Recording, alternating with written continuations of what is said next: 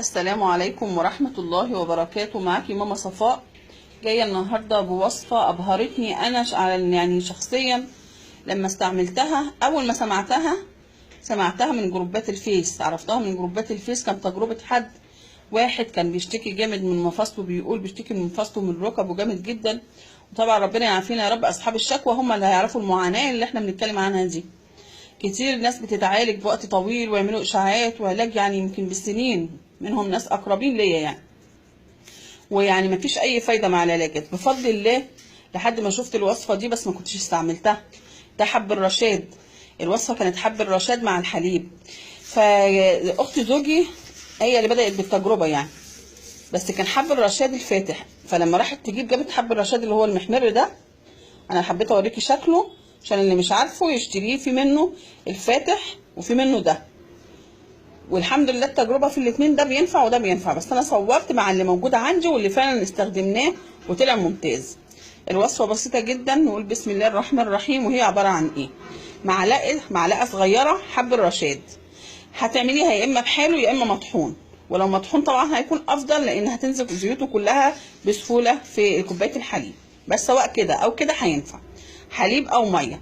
لو الحليب هيبقى دافي، لو الميه هتبقى دافيه غلياها وتسيبها تدفى وتحطي فيها معلقه حب الرشاد، يا اما حصى زي ما هو كده يا اما مطحونه. واحنا بنشتريه لقينا منه زيت حب الرشاد.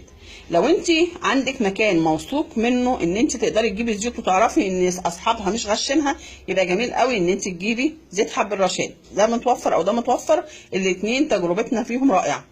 التجربه اللي بتاعت الاخ اللي كان مشير التجربه على الفيس قال ان ربنا عافاه خالص الحمد لله بعد شهر من التجربه. عشان ما حدش يستعجل، طبعا العلاجات احنا عارفين ان ممكن تتعالج الواحد بالسنه والسنين، يعني يا يشفى يا لا. فاحنا مشكلتنا مع وصفات الاعشاب ان انت لما بتيجي توصفي الوصفه لحد ياخدها يوم او اتنين. ايه يا فلان عملت معاك ايه الوصفه؟ لا ما عملتش حاجه. طب انت ايه يوم او اتنين؟ انت لو رحت الطبيب وكتب لك على علاج، الكورس بيبقى مدته طويله وبيتعاد تاني. يعني عشان يبقى عندنا صبر كده، مع ان انا هقول لك تجربه عشان ما حدش، بس برضه انا هقول لك بس عشان ما حدش يستعجل ويقول الاعشاب بتعمل او ما بتعملش. تجربه اخت زوجي ربنا يشفيها ويعافيها يا رب، هي بتمشي على عصايه بقى لها فتره من شده الم ركبها وبتتعالج بقى لها سنين. لما جابت حب الرشاد واستعملته بتقول بعد 4 ايام رميت العصايه، مشيت كويس. تجربتي مع زوجي عنده بقاله كام سنه الغضروف بيعاني منه معاناه، يعني ربنا يشفيه ويشفي كل مريض. فلما راح جاب حب الرشاد وجاب منه لقى الزيت ده. الاستعمال بالزيت ازاي؟ انا باخد بالمعلقه كده، القطره بتاخد اكتر والسرنجه بتاخد اكتر. بالمعلقه كده، يا اما على حليب يا اما على ميه دافيه.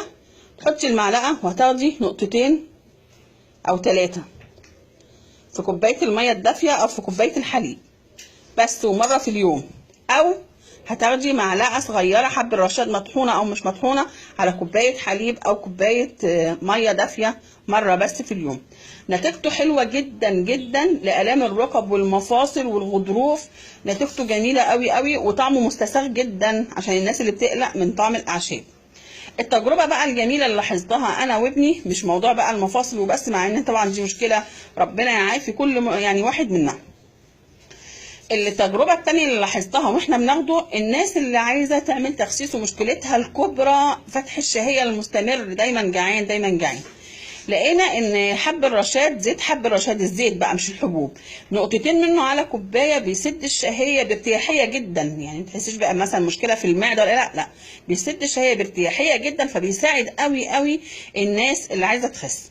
عندك التجربه بالنسبه للناس اللي عايزه تخس وعايزه تاخده مره في اليوم او مرتين، نقطتين بس من الزيوت من زيت حب الرشاد على كوبايه حليب او كوبايه ميه دافيه. بالنسبه للناس اللي بتعاني من غضروف او الام في الركب، جميل قوي قوي. عن تجربه اخت زوجي وتجربه زوجي وتجربتي انا شخصيا.